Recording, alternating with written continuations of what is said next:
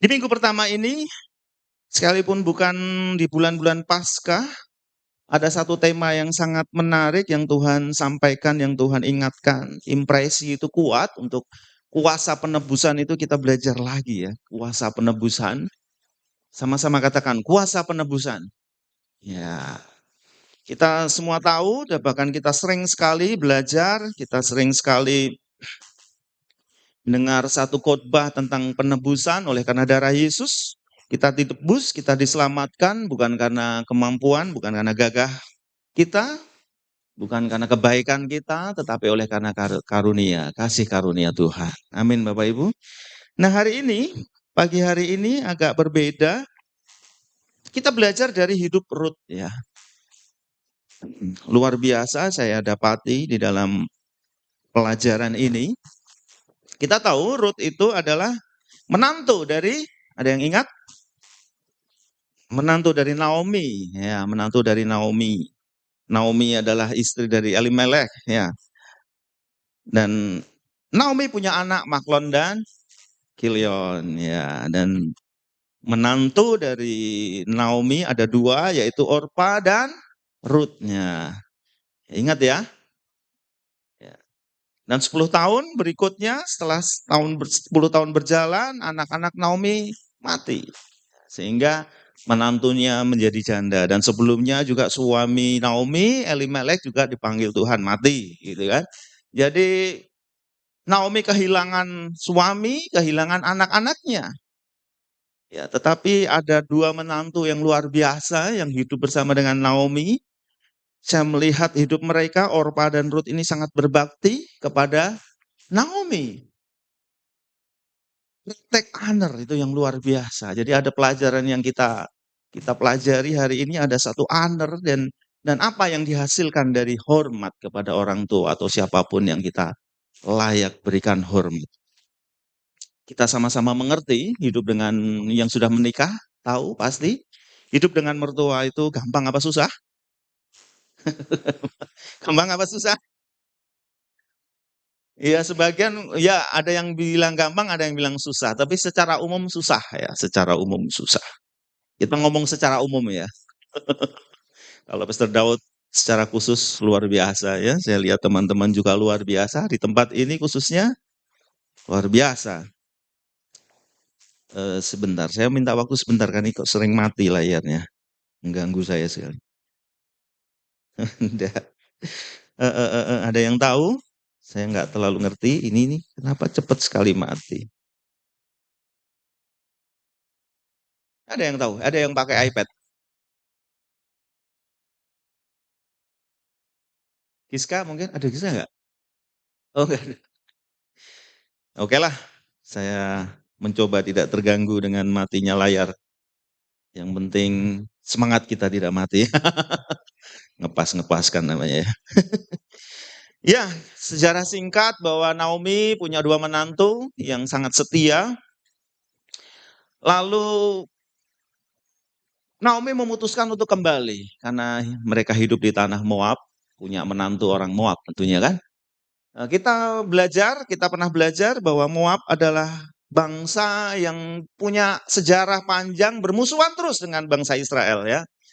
Musuhan terus, musuhan terus. Sampai akhirnya muncul di Ulangan 23 itu dikatakan bahwa bangsa Israel tidak boleh mengusahakan kesejahteraan buat bangsa Moab. Itu di Ulangan ditulis di Ulangan 23 ayat 6 ya.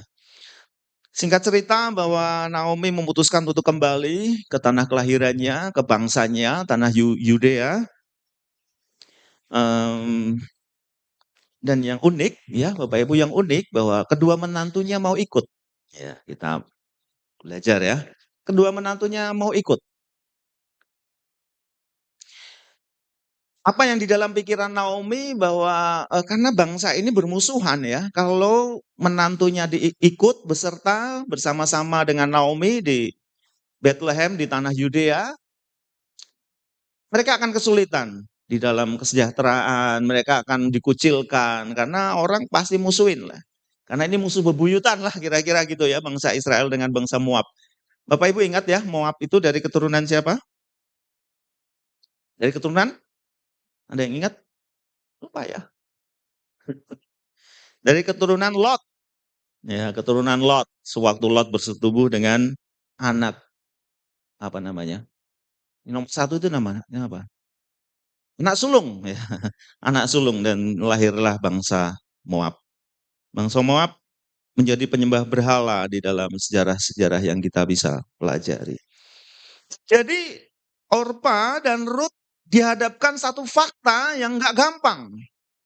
Bahwa mereka akan hidup di tanah di mana bangsanya bermusuhan. Ya. Yang kedua bahwa mereka adalah orang Moab. Tentu punya pikiran, punya pandangan, punya nilai-nilai seperti bangsa Moab. Sama seperti Musa, dikatakan Musa hidup dengan hikmat orang Mesir. Ya, itu bisa kita bayangkan kalau kita hidup bertahun-tahun bahkan sejak lahir ke dalam satu situasi yang berbeda dengan yang kita hidupi sekarang. Mungkin kita hidup di China misalnya. Pasti cara pikir kita kayak orang Cina lah. Kalau kita hidup di Rusia, kita akan cara hidup pikiran kita sama seperti orang Rusia. Kalau kita tinggal di barat, saya ketemu dengan teman-teman yang orang Indonesia yang tinggal di barat dalam waktu yang cukup lama. Mereka punya pemikiran sama seperti kayak orang barat, kapitalis lah kira-kira kayak gitu. Lalu lebih apa namanya ya, liberal. Ya itu pun dia nggak lahir di sana loh. Ini orang lahir di sana. Orpa dan Rut ini orang lahir di Moab. Tentu punya pemikiran, punya latar belakang, punya gaya hidup seperti orang Moab. Yang luar biasa, dicatat bahwa mereka punya kesaksian yang baik terhadap mertuanya. Pada saat Naomi memutuskan untuk kembali ke Yudea, ke tanah kelahirannya, mereka mau ikut. Di sisi lain dihadapkan tadi apa? Situasi fakta bahwa mereka akan mengalami kesulitan. Betul? Mereka akan mengalami kesulitan di tengah bangsa-bangsa yang sebenarnya punya sejarah kelam, mereka bermusuhan.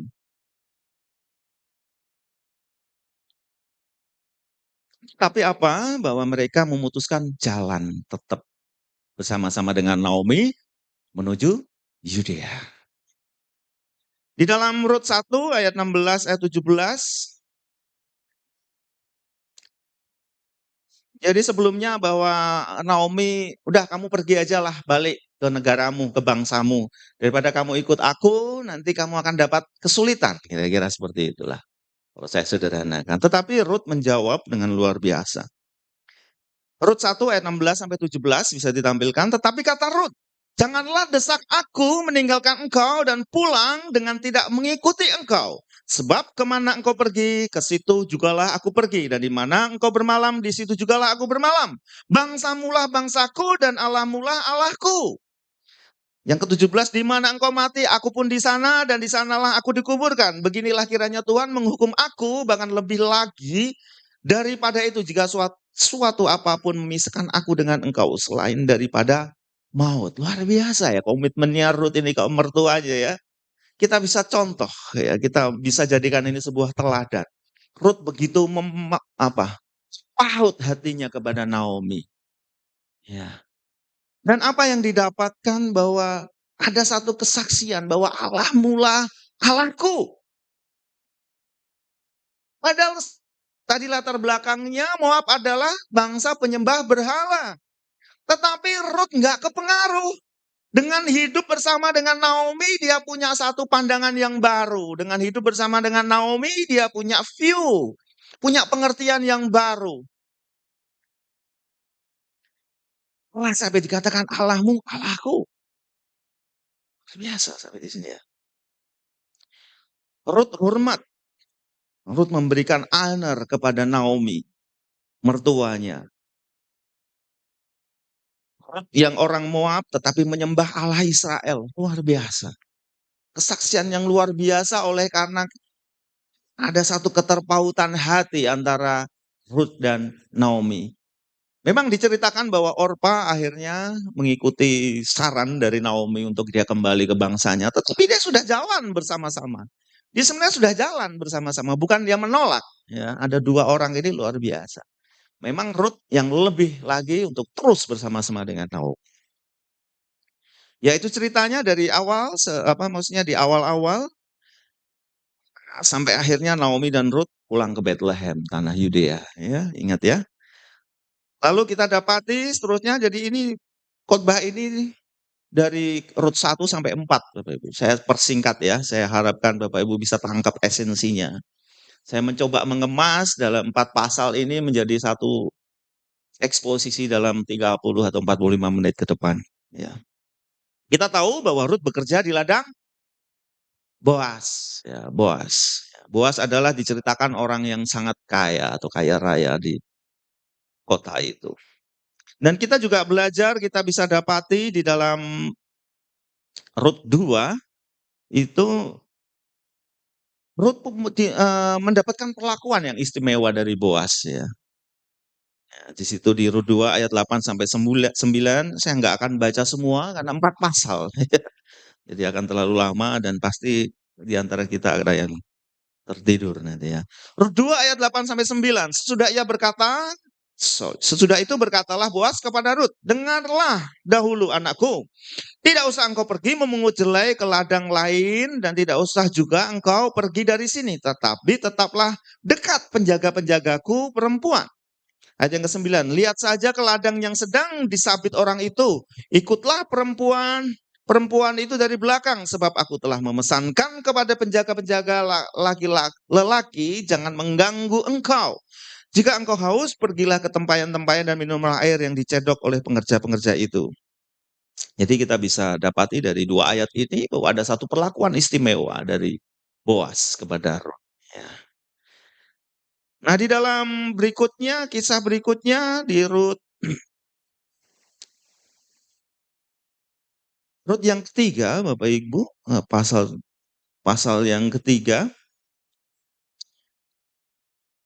Rut diminta oleh Naomi untuk berumah tangga, kira-kira gitulah kata-katanya seperti ini di Rut 3 ayat 1. Lalu Naomi mertuanya itu berkata kepadanya, "Anakku, apakah tidak ada baiknya jika aku mencari tempat perlindungan bagimu supaya engkau berbahagia?" Ini di terjemahan lain dikatakan, "Tidak baikkah engkau berumah tangga?" Iya. Jadi Naomi mengerti bahwa Rut masih muda, mestinya bisa dapatkan kebahagiaan, perlindungan dengan berumah tangga, ada suami, ada keluarga yang bisa melindungi dia. Itu kira-kira ide dari Naomi seperti itu untuk Rut ya. Lalu kita tahu bahwa Rut diarahkan Naomi untuk mendekati Boas, mendekati Boas. Di dalam Rut ayat yang ketiga, Rut 3 ayat yang 7 sampai 9. Setelah Boas habis makan dan minum dan hatinya gembira, datanglah ia untuk membaringkan diri tidur pada ujung timbunan jela itu. Kemudian datanglah perempuan itu dekat dengan diam-diam. Disingkapkanlah selimut dari kaki Boas dan berbanglah ia di situ. Ayat yang ke-8. Pada waktu tengah malam, dengan terkejut terjagalah orang itu lalu meraba-raba sekelilingnya dan ternyata ada seorang perempuan berbaring di sebelah kakinya. Ayat yang ke-9, bertanyalah ia, "Siapakah engkau ini?" Jawabnya, "Aku Rut, hambamu, kembangkanlah kiranya sayapmu melindungi hambamu ini. Sebab engkaulah seorang kaum yang wajib menebus kami." Jadi situasi yang enggak umum sebetulnya ya. Jadi Ruth memberikan satu maksudnya marry me gitu lah, kira-kira kayak gitu kalau di film-film, "Marry me, maukah kau menikah denganku?" Gitu kira-kira gitu. Tetapi tentu dengan kalimat yang baik itu, jadi dikatakan, "Kembangkanlah kiranya sayapmu melindungi hambamu ini. Sebab engkaulah ya seorang kaum yang wajib menebus kami." Kenapa ada kata menebus itu jadi begini, di dalam bangsa Israel punya satu kebiasaan kalau seseorang itu meninggal dan meninggalkan istri dan ada saudara yang wajib untuk menebus tanah yang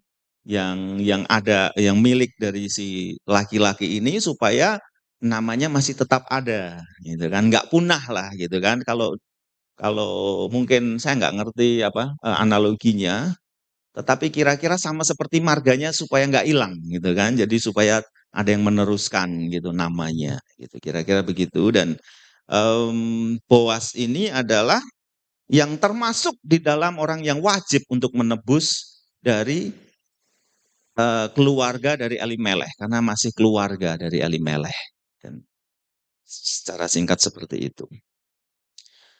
Dari sini kita bisa belajar bahwa sampai di ayat ini bahwa Rut memiliki satu kesaksian yang baik. Jadi Boas melihat bahwa Rut ini punya sesuatu yang baik. Di ayat yang 11 dikatakan bahwa oleh sebab itu anakku janganlah takut. Segala yang kau tadi kan dikatakan dia minta menaungi, ya kan? Lalu dijawab, enggak semua saya baca, tetapi lalu dijawab di ayat yang 11, oleh sebab itu anakku janganlah takut, segala yang kau katakan itu akan kulakukan kepadamu. Sebab setiap orang dalam kota kami tahu bahwa engkau seorang perempuan baik-baik. Ya, jadi ada satu kesaksian. Nah sebenarnya bukan Boas saja yang punya hak untuk menebus, punya hak atau kewajiban ya, menebus dari tanah keluarga Elimelekh. Tetapi ada pihak lain, tidak disebutkan namanya, tetapi ada pihak lain yang punya hak. Ya. Dan Boas punya apa ya namanya, punya namanya manner yang baik. Kalau bukan hakku, yang utama ya yang duluan siapa yang punya hak. Dia tawarkan kepada saudaranya yang punya hak lebih dulu. Ya, ayat yang ke-8, Rut 4 ayat yang ke-8. Lalu penebus itu berkata kepada Boas, engkau saja yang membelinya. Nah, sudah ditawarkan, kamu yang punya hak lebih atas tanah ini. Gitu. Tetapi juga pada saat kamu menebus tanah dari keluarga Elimelekh ini, kamu juga akan dapatkan istri. Kamu juga wajib terima istri dari anak-anak Elimelekh tadi. Kan? Tetapi apa jawab penebus itu? Tidak sebut nama ya, ayat yang ke-8. Lalu penebus itu berkata kepada Boas, engkau saja yang membelinya, dan ditanggalkanlah kasutnya. Nah, jadi ada satu kebiasaan menanggalkan kasut pada saat terjadi perjanjian. Ayat yang ke-9, kemudian berkatalah Boas kepada para tua-tua, kepada semua orang di situ, kamulah pada hari ini menjadi saksi bahwa segala milik Elimelekh dan segala milik Kilion dan Mahlon aku beli dari tangan Naomi. Juga Rut perempuan Moab itu istri Mahlon, aku beroleh menjadi istriku untuk menegakkan nama orang yang telah mati di atas tanah milik pusakanya. Demikianlah nama orang itu tidak akan lenyap dari antara saudara-saudaranya dan dari antara warga kota. Kamulah pada hari ini menjadi saksi. Ayat yang ke-11, lalu Boas mengambil Rut dan perempuan itu menjadi istrinya dan dihampirinya dia. Maka atas karunia Tuhan perempuan itu mengandung lalu melahirkan seorang anak laki-laki. Jangan bingung ya, ini cuma ada satu, tidak ada dua, yaitu di ayat 11, lalu Boas mengambil Rut dan perempuan itu. Sepertinya ada dua ya. Enggak, ini cuma satu. Itu Rut perempuan itu. Ya, jadi mungkin di dalam penerjemahannya atau tetapi dari bahasa aslinya ini hanya ada Rut. Jangan bingung. Mana tadi? 11. Lalu Boas mengambil Rut perempuan itu menjadi istrinya dan dihampirinya dia. Maka atas karunia Tuhan perempuan itu mengandung lalu melahirkan seorang anak laki-laki. Ayat yang ke-12. Nah tetangga-tetangga perempuan memberi nama kepada anak itu. Katanya, pada Naomi telah lahir seorang anak laki-laki. Lalu mereka menyebut namanya Obed. Dialah ayah Isai, ayah Daud. Kita tahu bahwa Isai ayah Daud dan Daud merupakan di dalam silsilah kelahiran Yesus. Ya, jadi Rut menjadi salah satu nenek moyang dari Yesus secara kelahiran. Ya. Apa yang kita bisa pelajari dari situasi ini Bapak Ibu? Bahwa Rut gak jelas asal-usulnya ya. Dari bangsa Moab, anaknya siapa gak jelas. Dan jelas bangsa Moab adalah apa tadi? Penyembah berhala. Dan bermusuhan terus dengan bangsa Israel sejak mereka keluar dari tanah Mesir. Bermusuhan terus, perang terus.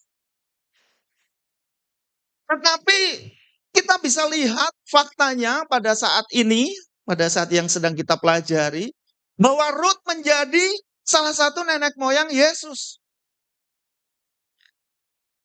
Salah satu dari nenek moyang Yesus. Orang yang gak jelas asal-usulnya, penyembah berhala. Tetapi dia punya dapatkan nilai-nilai yang luar biasa dari Naomi. Sehingga dia bisa mengerti Allahnya Israel. Dan dia ikut menyembah Allahnya Israel. Allahmulah Allahku, dikatakan begitu. Luar biasa ini Bapak Ibu. Kadang-kadang kita berpikir, saya ini siapa? Saya dari latar belakang keluarga yang gak jelas. Saya dari bangsa yang nggak jelas gitu kan. Saya nggak punya kedudukan, saya nggak punya kekayaan, keluarga saya berantakan, orang tua saya nggak jelas, berantakan, keluarganya berantakan. Tetapi apa? Pada saat terjadi sebuah penebusan, terjadi perubahan. Kalau 5 tahun yang lalu ngetren dengan kata-kata apa? Kembalikan keadaan. Penebusan yang luar biasa.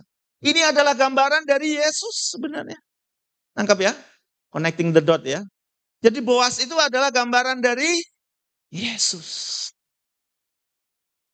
Siapapun gak peduli latar belakang kita, selama ketemu Yesus, mendapat bagian dari penebusan Yesus, kita menjadi apa? Ciptaan baru. Yang lama sudah berlalu, yang baru sudah datang. Ini mestinya hafal ini ya, ayat ini ya. Yuk kita buka supaya hafal. Sama-sama kita ngapalin ya. 2 Korintus 5 ayat 17. Ayo, sama-sama bareng ya. 3, 2, 1. Jadi siapa yang ada di dalam Kristus, ia adalah ciptaan baru. Yang lama sudah berlalu, sesungguhnya yang baru sudah datang. Sekali lagi, 3, 2, 1. Jadi siapa yang ada di dalam Kristus, ia adalah ciptaan baru. Yang lama sudah berlalu, sesungguhnya yang baru sudah datang. Nangkap sesuatu Bapak Ibu sampai detik ini ya. Nggak jelas dari mana. Bahkan kita sama seperti Ruth ya mungkin situasinya. Kita nggak jelas dari latar belakang yang nggak jelas. Kita dari sisi keluarga yang nggak jelas. Tetapi pada saat terjadi penebusan, kita menjadi orang yang luar biasa. Bahkan menjadi satu kitab. Ya kan? Ini kitab rangkaian dari kitab Hakim-Hakim. Rangkaian dari kitab Hakim-Hakim. Dari Yosua sampai Esther itu kitab Hakim-Hakim. Kelompok kitab Hakim-Hakim. Ruth ada di situ. Jadi bangsa yang nggak jelas. Dari penyembah berhala. Menjadi sejarah yang luar biasa. Buat bangsa Israel dan untuk kita. Dari orang yang biasa, dari bangsa penyembah berhala yang setia kepada mertuanya. Melakukan pekerjaan sehari-hari. Apa sih yang dikerjakan Ruth? Ngerawat Naomi. Enggak yang spektakuler, belah laut. Enggak. Ruth enggak mengerjakan itu. Dia nggak pindahkan gunung. No. Ruth nggak lakukan itu. Dia cuma lakukan pekerjaan sehari-hari ngerawat Naomi. Jadi jangan anggap enteng apa yang kita lakukan. Karena bersama Tuhan segala sesuatu jadi bisa dibalikkan. Sekalipun itu hal-hal yang biasa. Bekerja, kita melayani, kita jadi guru, kita jadi pedagang, kita jadi apapun itu. Mengerjakan pekerjaan yang sehari-hari. Tetapi pada saat penebusan itu terjadi yang luar biasa.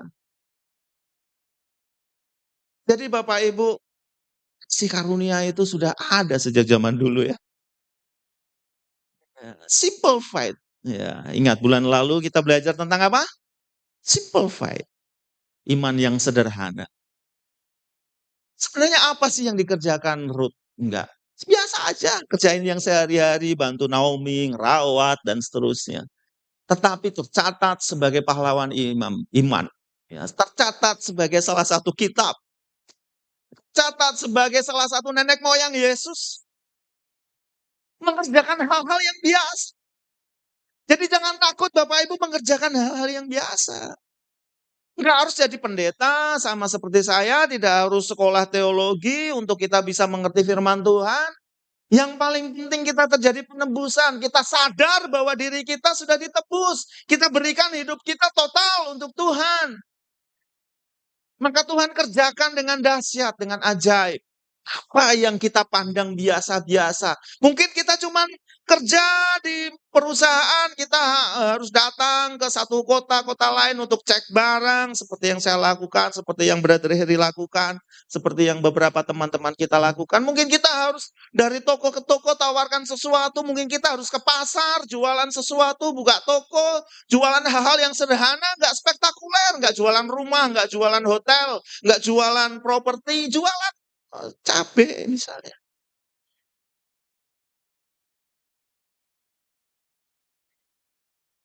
Tapi kita lihat dari hidup Naomi, hal yang biasa-biasa saja.